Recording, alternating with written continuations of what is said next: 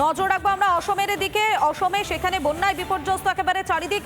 গত 24 ঘন্টায় 8 জনের মৃত্যু হয়েছে। সব মিলিয়ে সেখানে বন্যায় 66 জন প্রাণ হারিয়েছেন। এবার অসমের 4 জায়গায় ব্রহ্মপুত্র জলস্তর বিপদসীমার উপর দিয়ে বইছে।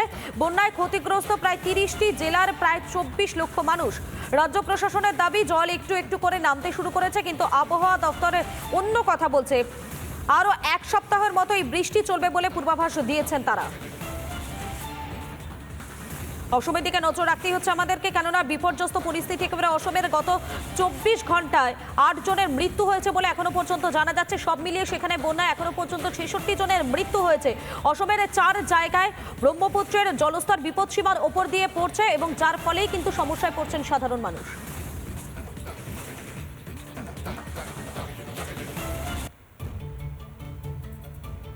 পুরো দেশের পাশাপাশি বাংলাতেও মহা সমারোহে পালিত হলো রথযাত্রা।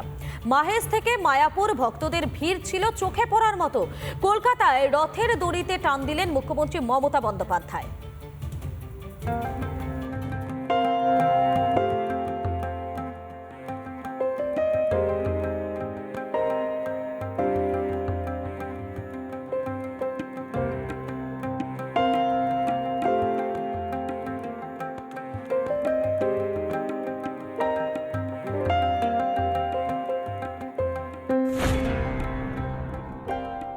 এবারে 628তম বছরে পা দিল বাংলার অন্যতম ঐতিহ্যশালী এই রথযাত্রা।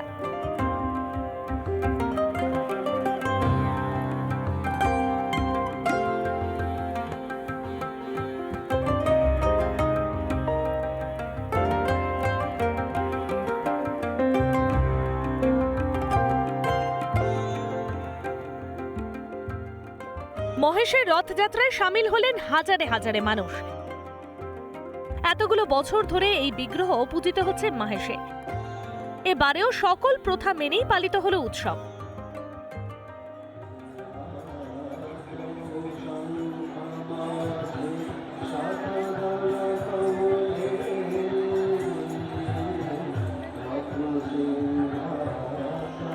মাহেশের রথে ওঠার একটা রীতি আছে।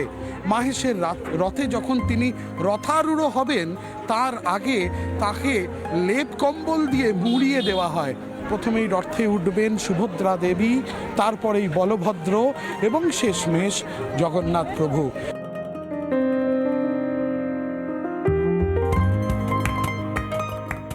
জগন্নাথ দেব, বলরাম ও সুভদ্রা দেবীকে সাজিয়ে তোলা হলো 50 ফুট উঁচু লোহার রথে। এরপর বিশেষ পূজার্চনার পর গড়ালো মাহেশের রথের চাকা। রথের দড়িতে টান দিলেন অগণিত ভক্ত।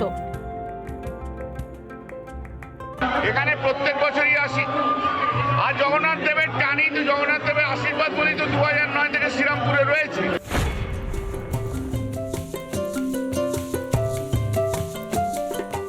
মায়াপুরের ইস্কন মন্দিরের তরফেও মহা সমারোহে পালিত হলো রথযাত্রা।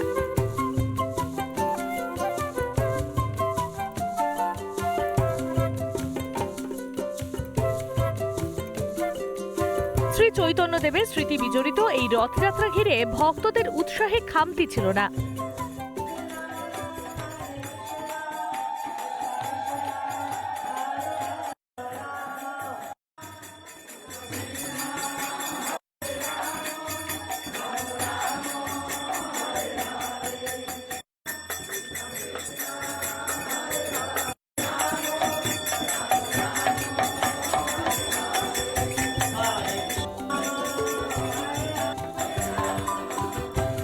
মায়াপুর মন্দিরে রথ যাবে, আর এই মুহূর্তে জগন্নাথ দেব বলরাম সুভদ্রাকে নিয়ে রয়েছেন যে জায়গায়, অর্থাৎ আমি যে জায়গায় এই মুহূর্তে দাঁড়িয়ে রয়েছি এই জায়গাটার নাম হচ্ছে রাজাপুর।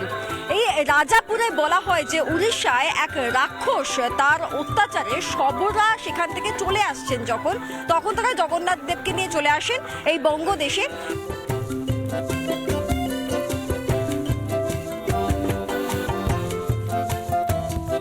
বলরাম সুভদ্রার সঙ্গে জগন্নাথ দেবকে নিয়ে আসা হয় সুসজ্জিত রথে। এরপর সেই রথ পাড়ি দেয় মায়াপুর মন্দিরের উদ্দেশ্যে। রথের সঙ্গে মিছিল করে এগিয়ে চলেন ভক্তরা।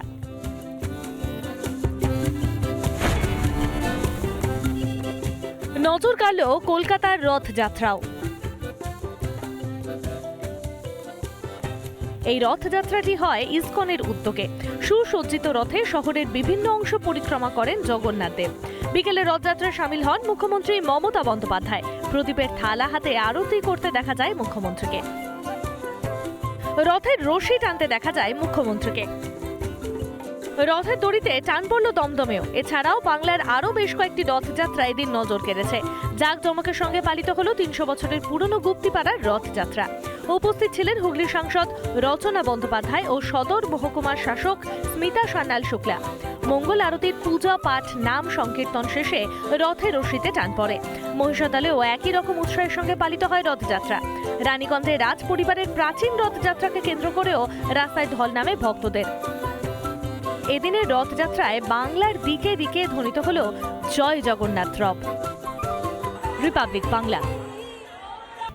রথযাত্রার দিন দীঘার জগন্নাথ মন্দির প্রসঙ্গ তুললেন মমতা বন্দ্যোপাধ্যায়।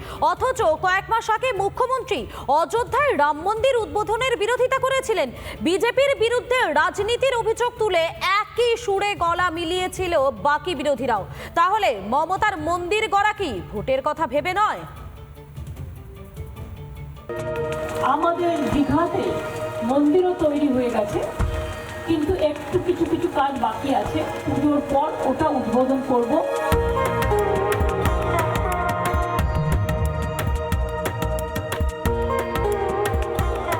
রথযাত্রা উৎসবের দিনই মুখ্যমন্ত্রীর মুখে দীঘার জগন্নাথ মন্দিরের প্রসঙ্গ। ঘোষণা করলেন পুজোর পরেই খুলে যাবে মন্দিরের দরজা। অথচ এই মমতা বন্দ্যোপাধ্যায় অযোধ্যায় রাম মন্দিরের উদ্বোধন নিয়ে কতই না প্রশ্ন তুলেছিলেন। আমি সেই উৎসবে বিশ্বাস করি যে উৎসব সবাইকে নিয়ে চলে, সবাইকে নিয়ে কথা বলে, একতার কথা বলে। আপনারা করছেন, করুন না, কে আপত্তি করেছে? আপনারা কোর্টের আন্ডারে করছেন, ইলেকশনের আগে একটা গিমিক শো করবেন বলে আমার কোনো আপত্তি নেই তো। শুধু মমতা বা তার দল তৃণমূলই নয়, গোটা ইন্ডি জোটের তীব্র বিরোধিতা করেছিল 22শে জানুয়ারি রামলালার প্রাণ প্রতিষ্ঠার।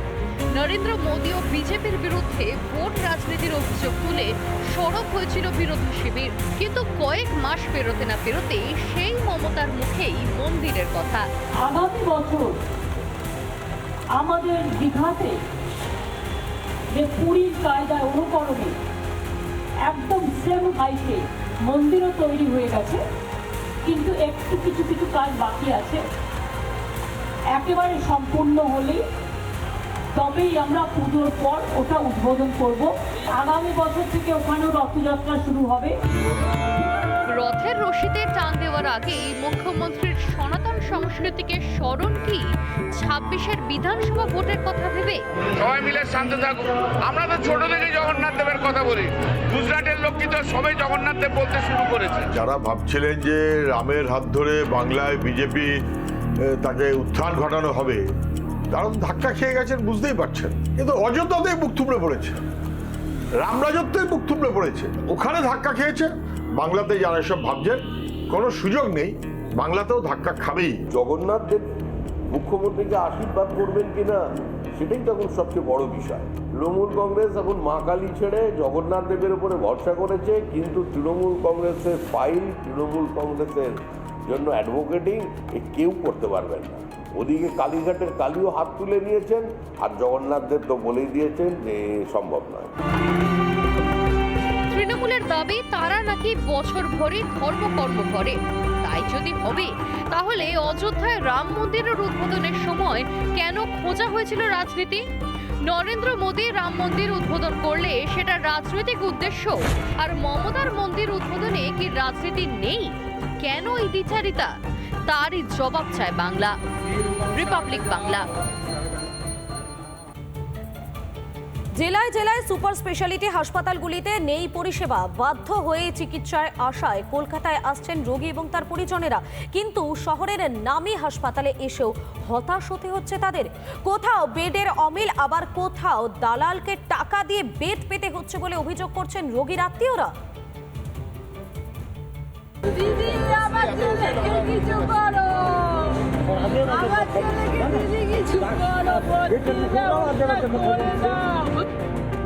বেড না মেলায় কাঁদছেন রোগীর পরিজনরা, কিন্তু তাতে কি? হাসপাতালে ছুটির আমেজে কোনো খামতি নেই। খাস কলকাতার নামী হাসপাতালগুলিতে ধরা পড়ল এমনই চিত্র। রবিবার ল্যাব বন্ধ থাকায় হচ্ছে না টেস্ট, তাই ভর্তিরও কোনো আশা নেই। জেলার হাসপাতালগুলি থেকে হতাশ হয়ে কলকাতায় এসেও নেই সুরাহা। হাসপাতালের বাইরেই শুয়ে মুমূর্ষু রোগী। এই মুহূর্তে আমরা রয়েছি মেডিকেল কলেজ হাসপাতালে। সেই মেডিকেল কলেজ হাসপাতালের একেবারে এমার্জেন্সির সামনে যে গাছতলা রয়েছে, সেই গাছতলায় গতকাল সন্ধ্যা থেকে জঙ্গিপুরের মুর্শিদাবাদের এক বাসিন্দা তিনি পরিষেবা পাওয়ার জন্য, চিকিৎসা পাওয়ার জন্য এসেছেন, কিন্তু বেড পাচ্ছেন না। হাসপাতালে দালাল চক্র সক্রিয় থাকার মতো গুরুতর অভিযোগ করছেন রোগীর পরিজনরা। টাকা দিলে তবে মিলছে বেড। জন্য এখানে রেফার করেছে আমাদের। সেই রুগী নিয়ে এসেছি আপনার 6:30টার সময়।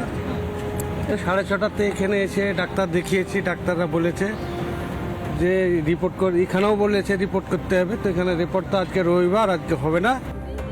এসএসকেএমের মতো হাসপাতালের অবস্থাও তথৈবচ। হাসপাতালে বেডের চরম আকাল। রবিবার বলে ডাক্তারের সংখ্যাও কম। রোগীর অবস্থা আশঙ্কাজনক হলেও ঠাঁই হয়েছে হাসপাতালের বাইরে।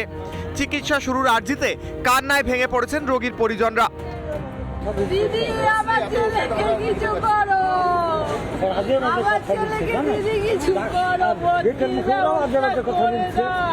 এসএসকেএম হসপিটাল বলছে সে বেড নেই, যার ফলে একটা মুমূর্ষু রোগী, ক্রিটিক্যাল কন্ডিশন, ইনফেকশন ধীরে ধীরে ছড়িয়ে যাচ্ছে, গা থেকে মাংসপিণ্ড ধীরে ধীরে খুলে আসছে, তারও ট্রিটমেন্ট হচ্ছে না এসএসকেএম হসপিটালে। আমার ছেলের কোনো ট্রিটমেন্ট হচ্ছে না, ঢুকতেই দিচ্ছে না ভেতরে। আমি এখানে এনেছি, আমার ভর্তি দিচ্ছে না, ছেলে পড়ে আছে এমার্জেন্সি কেস। রাতের থেকে সব হসপিটাল ঘুরছি, আমার ছেলে কোথাও অ্যাডমিট করছে না। দিদিকে জানান, আপনারা দিদিকে জানান। অবস্থা খারাপ পেশেন্টার, মানে 21 বছর বয়স। এই যে পেশেন্ট আমার ছবি এখানে বসিয়ে রেখেছে, এখনোই আশা আছে এখানে ভর্তি হওয়ার জন্য, কিন্তু এরা কেউ কিছু করছে না। রাজ্যের স্বাস্থ্য পরিকাঠামোর বেহাল দশা নিয়ে তীব্র কটাক্ষ রাজ্য বিজেপি সভাপতি সুকান্ত মজুমদারের। স্বাস্থ্য ব্যবস্থাকে মুখ্যমন্ত্রী এমন জায়গায় এনে দিয়েছেন যে এখন মুখ্যমন্ত্রীকে আমাদের রেফার করে অন্য কোথাও পাঠানো উচিত। এই রাজ্যে রাখলে পরে কিছু হবে না। মানুষ আশা করি বুঝতে পারছেন এবং আগামী দিনে মানুষ মুখ্যমন্ত্রীকেও রেফার করবেন। একটু অপেক্ষা করুন। দুর্নীতিতে অভিযুক্ত রাজনৈতিক নেতাদের বেড পেতে যেখানে কোনো অসুবিধা হয় না, সেখানেই চিকিৎসা পেতে নাজেহাল আমজনতা। কলকাতা থেকে সৈকত পাল ও তুলিকা রায় রিপোর্ট, রিপাবলিক বাংলা।